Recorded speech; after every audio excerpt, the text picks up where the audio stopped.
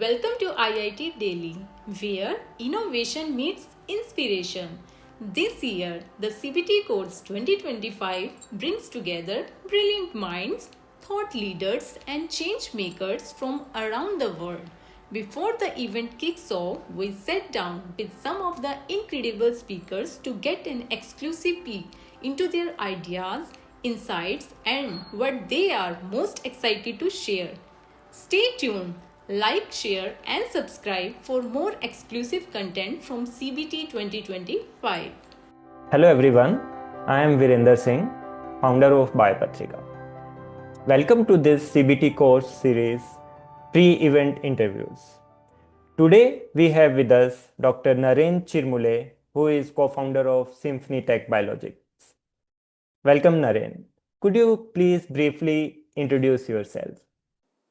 Hi Virender, and hello everyone. My name is Narendra Chirmule. I'm an immunologist. I've worked on drug development of biologics and vaccines for several decades. And now I'm, as Virender mentioned, founder of a company with my friend Ravi Khare, Symphony Technologies, where we explore the area in data analytics between biology and engineering. And I teach in University of Pennsylvania, IIT Mumbai, IIT Delhi, among other places. So thank you, Virender. Yeah. So Naren, what inspired you to be part of this CBT Course Series 2025? And what aspects of this event you will be mostly looking forward to? Yeah. So I have known Anurag Rathod for probably close to 20 years now.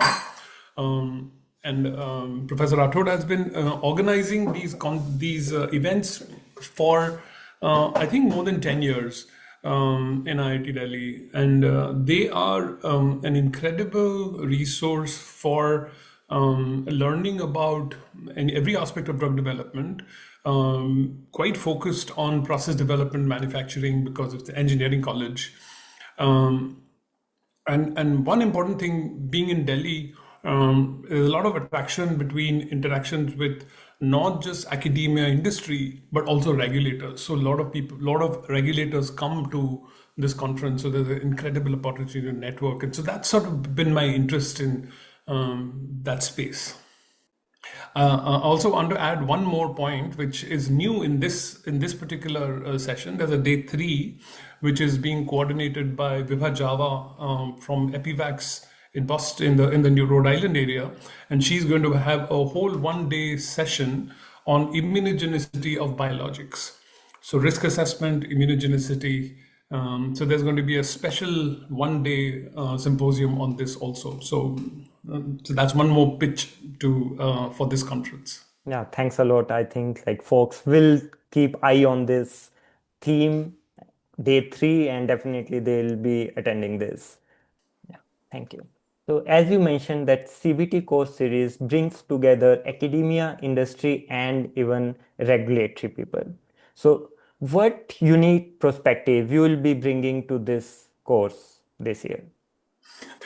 Yeah. So I think one unique aspect of not just my presentation or my discussion that happens there is senior people from many aspects of all of these 3 things that you mentioned come and not only present but also attend these sessions. So the discussion that happens in almost like an informal college class-like environment enables addressing major issues that are happening in the industry at that time. So this college-like environment, which allows you to have personal interactions, is a lot.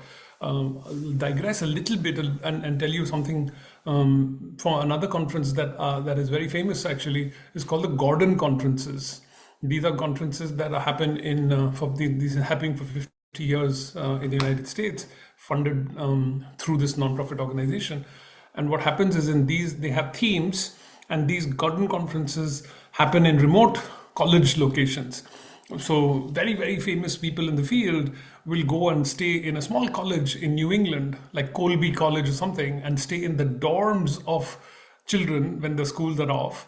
And then during the whole week, they'll be interacting very, very informally in these Gordon conferences. So this conference is somewhat like that because it is in the college environment.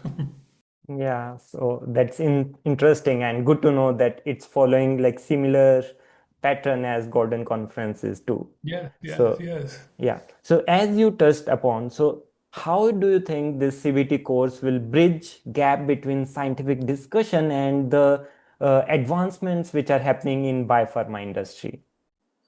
Well, I think that's you hit upon a very important component, which is one aspect is to discuss it and scientifically get and academically get a better understanding of what that process is, but then the application of that into the actual manufacturing process or the drug development process is a whole different discussion. And as I mentioned earlier, people from the industry are also there. So ideas that form in these kind of discussions can actually be implemented in some of these applications. So I think this translational element is very strong in this conference. Yeah, interesting. So as I can see, this year CBT theme covers Biopharma 4.0, advanced manufacturing and regulatory frameworks. Why do Yes. you think these topics are important at this point? So I think, I mean, it's been going on for several decades in India. Every decade in the last 40 years has been transformative. Starting from generics to biosimilars to biologic drugs to now cell and gene therapies. Every decade has been sort of revolutionary in terms of how medicine and drugs have been developed over the last several decades. I think we are in that sort of, I like the word inflection point where a lot of things are coming together. I think the education system has been fantastic in India over the last several decades. The government also has been very proactive in terms of providing funding for entrepreneurship in the biotechnology field.